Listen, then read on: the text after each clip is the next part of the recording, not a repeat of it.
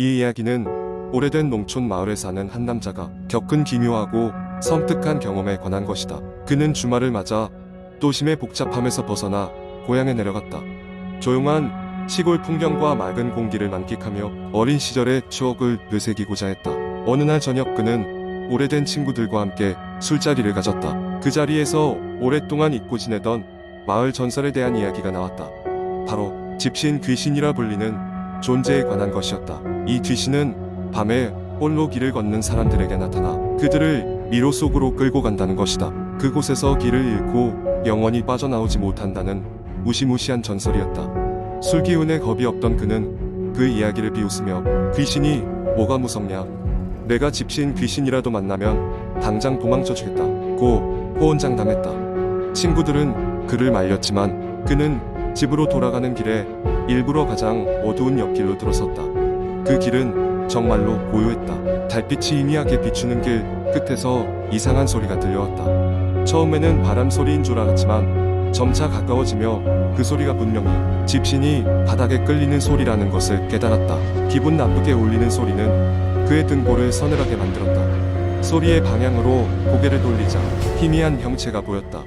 올백머리를 한 허수아비 같은 존재가 바람에 흔들리고 있었고 발밑에는 낡은 집신이 하나 놓여 있었다. 그는 순간 얼어붙었고 눈을 깜빡일 사이 형체는 사라졌지만 집신 소리는 여전히 그의 주위를 맴돌았다. 덜컥 겁에 질린 그는 뒤도 돌아보지 않고 마을 쪽으로 미친 듯이 달렸다. 하지만 이상하게도 달릴수록 길은 점점 더 낯설어졌고 마치 끝없이 이어지는 미로에 갇힌 듯한 느낌이 들었다. 그는 숨이 차올라 주저앉고 말았다. 그때 갑자기 소리가 멈추고 주변이 고요해졌다. 그의 눈앞에는 오래된 낡은 집이 한 채 있었다. 주저주저하며 문을 두드려 보았으나 아무런 응답이 없자 무작정 문을 열고 들어갔다. 방 안에는 누군가 오래전부터 살았던 흔적만 남아있고 인기척은 없었다. 그런데 그 순간 방문이 쿵 하고 닫혔다. 놀라서 뒤돌아본 그는 자신의 뒤에 누군가 서 있다는 것을 느꼈다. 미동도 없는 공포 속에서 그가 용기를 내어 고개를 돌렸을 때 그 자리에는 분명히 사람이 있었다. 올백머리와 빈 눈동자 그리고 입가에 흉측한 미소를 짓고 있는 존재가. 그는 정신을 잃었고 눈을 떴을 때는 아침이 되어 마을 어귀에서 발견되었다. 마을 사람들은 그가 밤새도록 마을을 헤매고 있었다고 했다. 그 후로 그는 다시는 밤길을 걷지 않았고 집신 귀신의 이야기를 절대로 조롱하지 않았다. 그의 경험은 마을의 새로운 전설로 전해졌으며 그는 그 존재의 정체를 끝내 알 수 없었다. 이후로도 그 마을에서는 종종 밤길에서 집신 소리를 들었다는 이야기가 전해져 내려오고 있다. 그날 그가 만났던 것이 진짜 귀신이었는지 아니면 술기운에 본 환상이었는지는 아무도 모른다. 하지만 확실한 것은 그날의 경험이 그의 인생을 송두리째 바꾸어 놓았다는 것이다. 결국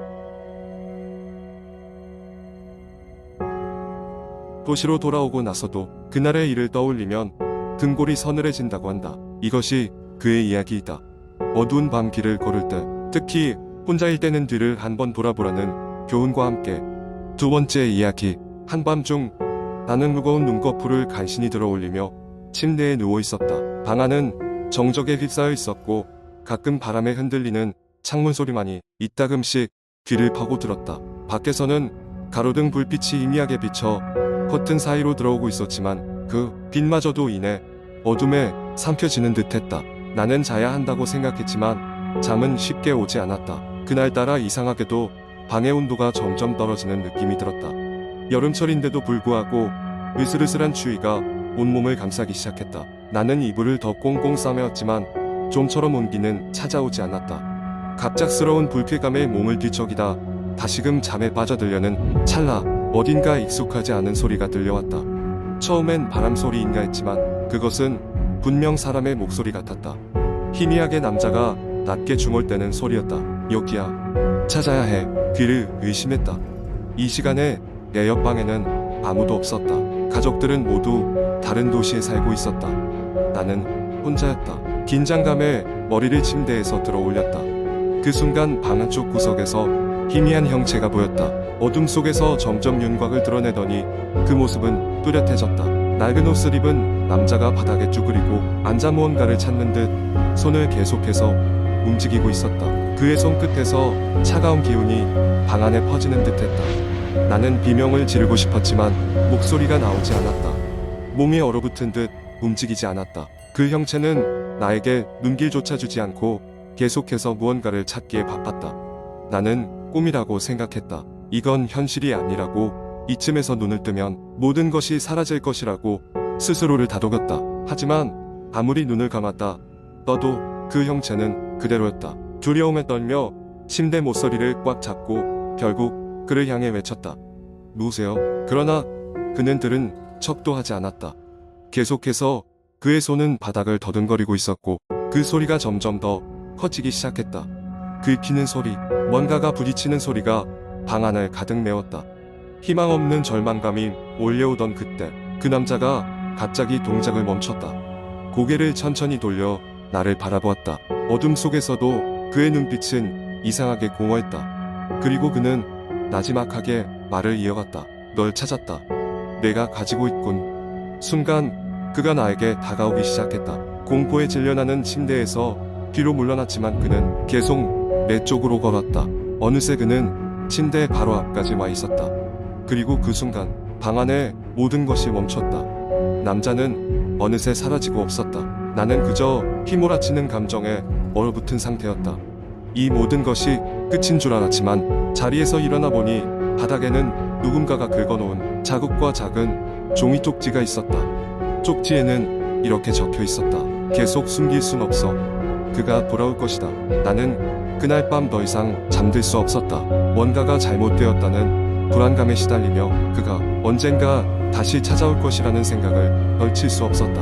그 후로도 벗어날 수 없는 이 공포는 한여름밤에 내가 경험한 가장 소름 끼치는 악몽으로 남아있다. 세 번째 이야기. 어느 한적한 시골 마을. 이 마을 끝자락에는 오래된 한옥이 위치해 있었다. 사람들은 이 집을 귀신집이라고 불렀는데 그 집은 몇십 년 전부터 비어 있었다. 모두가 말하길 그 집에서 이상한 소리가 들리고 밤이 되면 불빛이 깜빡인다고 했다. 하지만 아무도 그 소리가 무엇인지, 불빛의 정체가 뭔지 제대로 본 사람은 없었다. 마을에는 대학에서 민속학을 전공하는 영민이라는 학생이 있었다. 그는 괴담에 호기심이 많았고 한옥에 대해 자세한 보고서를 준비하기 위해 그곳을 조사하기로 결심했다. 친구 몇 명과 함께 그는 주말에 그 집을 방문하기로 했다. 날이 밝았다. 영민과 그의 친구들은 집에 도착했다. 밖에서 볼 땐 그저 오래된 돌담과 낡은 기왓장이 눈에 띌 뿐 특별한 것은 없었다. 하지만 대문을 열자 마치 다른 세계로 들어온 듯한 느낌이 들었다. 집안은 의외로 잘 보존되어 있었다. 거실에는 오래된 가구가 놓여 있었고 벽에는 누렇게 바랜 가족 사진이 걸려 있었다. 그들은 먼저 집을 둘러보기 시작했다. 방마다 오래된 물건들이 가득했지만 시간이 멈춘 것 같은 정적만이 그들을 반기고 있었다. 한 방에서는 오래된 일기장이 발견되었다. 영민은 일기장을 펼치기 시작했다. 일기에는 이 집에 살던 가족의 일상이 기록되어 있었지만 마지막 몇 페이지에는 불길한 내용이 적혀 있었다. 가족은 밤마다 누군가 창문을 두드리는 소리에 잠을 설쳤다는 내용이었다. 점심시간이 되자 친구들과 영민은 거실에 모여 도시락을 먹으며 이야기하기 시작했다. 그때 먼지투성이었기에 거의 사용되지 않던 벽난로에서 갑자기 외풍이 불어왔다. 낡은 종이 쪼가리가 벽난로 바닥에서 미끄러져 나왔다. 궁금증을 참을 수 없던 영민은 종이를 주워들었다. 거기에 있는 우리를 찾지 마세요 라고 쓰여 있었다. 순간 등에서 싸늘한 바람이 불었고 친구들은 집에 있는 것이 내키지 않기 시작했다. 그러나 영민은 오기로 이 집의 비밀을 반드시 밝혀내겠다는 다짐을 했고 친구들을 설득해 하룻밤 머물기로 했다. 해가 지고 어둠이 깔리면서 집안은 더욱 으스스하게 변했다. 조명이 깜빡거리기 시작했고 친구들은 각자의 방으로 흩어졌다. 자정이 가까워질 무렵 영민의 방 창문에서 똑똑 소리가 들렸다. 기분이 나빴지만 호기심에 그는 창문을 열고 밖을 내다보았다. 아무것도 없었다. 그런데 창문을 닫고 돌아서던 그 순간 갑자기 창문이 다시 스스로 덜컥 열렸다. 깜짝 놀라 주춤했던 영민은 창문을 다시 닫았다. 이어서 이번에는 문이 저절로 열렸다. 그 순간 영민은 문 밖에 서 있는 그림자를 목격했다. 그는 지금 만났던 것이 사람이 아닐 거라고 직감했다. 순간적으로 몸이 얼어붙어 아무것도 할 수 없었다. 그저 그 그림자를 바라볼 수밖에 없었다. 그림자는 점점 영민에게 다가왔고 공포에 찔린 그의 머릿속에는 갑자기 그 종이에 쓰여있던 글귀가 떠올랐다. 우리를 찾지 마세요. 그림자가 바로 앞에 다다랐을 때 영민은 희미하게 어떤 여성의 얼굴을 보았다고 했다. 그리고 그녀는 흩날리는 연기처럼 사라졌다고 한다. 영민은 공포에 정신이 아득해졌고 친구들과 함께 급히 집을 빠져나왔다. 그 후로 그 집을 다시 찾는 일은 없었다. 몇 년이 지나 마을은 점차 개발되었고 귀신집은 결국 철거되었다. 하지만 마을 사람들 사이에서는 여전히 그 집 이야기가 전해지고 있다고 한다. 그리고 그때 그날 밤 그 집에서 보았던 사람의 그림자가 가끔 영민의 꿈에 나타난다는 이야기도 함께 말이다. 이 이야기는 그저 괴담일 뿐이지만 한 가지 교훈은 남는다. 때로는 지나치게 깊이 파고들지 않는 것이 더 나을 수도 있다는 것 말이다. 네 번째 이야기. 대한민국의 한 외딴 시골 마을. 이곳에서 조금 떨어진 곳에는 몇 년 전 학생 수감소로 인해 폐교된 오래된 학교가 있었다. 이 학교에는 오랫동안 사람 말길이 끊겼지만 밤이 되면 어디선가 어린아이들의 웃음소리와 발자국, 소리가 들린다는 이야기가 전해져 내려왔다. 하지만 직접 들어봤다는 사람은 없었기에 그저 전설처럼만 여겨졌다. 어느 날 호기심 많은 대학생 4명은 이 폐교에서 하루를 보내보기로 결심했다. 그들은 귀신의 존재를 증명하고 친구들과의 추억을 만들고자 하는 일념으로 이곳에 들어서게 되었다. 해가 저물기 전 그들은 학교의 교실을 둘러보고 나름의 안전한 장소를 찾아 캠핑용 의자를 폈다. 낡은 교실은 마치 시간에 갇힌 듯 예전의 흔적들을 고스란히 안고 있었다. 교실 구석에는 누군가 버리고 간 낡은 교과서와 떨어진 분필 조각들이 흩어져 있었다. 밤이 깊어지자 그들은 준비해온 간단한 도시락을 먹으며 유튜브에 도전 콘텐츠로 올린 영상을 찍기 시작했다. 모두 웃고 뻗으며 두려움을 잊으려 했지만 어느새 불안감이 엄습하기 시작했다. 바람이 창문을 통과하면서 내는 날카로운 소리는 마치 누군가의 신음소리처럼 들렸고 부서진 천장에서 떨어지는 먼지는 계속해서 그들의 신경을 곤두세우게 했다. 자정이 가까워지자 한 친구가 농담 반 진담 반으로 학교 안을 돌아다니며 더 많은 영상을 찍자고 제안했다.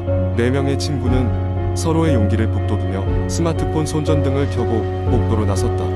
그때였다. 멀리서 피아노 소리가 들려왔다. 누군가가 빈 음악실에서 피아노를 치고 있는 것이 분명했다. 그들은 두려움에 떨면서도 호기심을 참을 수 없어 소리가 나는 방향으로 발걸음을 옮겼다. 낡은 복도를 걸어가던 그들은 곧 음악실에 다다랐다. 문은 반쯤 열려 있었고 그 안에서 분명히 누군가가 피아노를 치고 있었다. 그러나 문을 열고 들어가 보니 놀랍게도 방 안에는 아무도 없었다. 단지 먼지가 쌓인 피아노 위가 연주를 끊는 것처럼 살짝 덮여 있을 뿐이었다. 그들은 그 순간 억눌렀던 공포가 폭발하며 밖으로 달아나고 싶었지만 이상하게도 발이 떨어지지 않았다. 마치 무언가가 그들을 붙잡고 있는 것만 같았다. 그때 흩어져 있던 교과서들이 한꺼번에 바닥을 가르고 넘기기 시작했다. 책장들은 마치 누군가가 빠르게 책을 읽듯 움직였고 그들은 눈앞에서 펼쳐지는 광경에 그저 얼어붙고 말았다. 그러다가 갑자기 모든 것이 멈췄고 방 안에는 오직 시계 초침 소리만이 울려 퍼졌다. 교실로 다시 돌아온 그들은 이제 더 이상 이곳에 머무를 수 없다고 결론짓고 짐을 챙기기 시작했다. 그러나 나가려던 바로 그 찰나 그들은 복도의 끝에서 작고 희미한 아이의 모습을 보았다. 그 아이는 그들을 보자마자 웃고는 재빨리 복도 끝으로 뛰어갔다. 4명의 대학생은 공포에 빠져 비명을 지르며 학교 밖으로 뛰쳐나왔다. 밤이슬이 맺힌 길을 달려 그들은 마침내 마을까지 돌아올 수 있었다. 그 후로 그들은 다시는 그 폐교에 돌아가지 않았다. 그리고 그 후로는 결코 밤마다 공포 체험을 하자는 이야기를 꺼내는 친구도 없었다.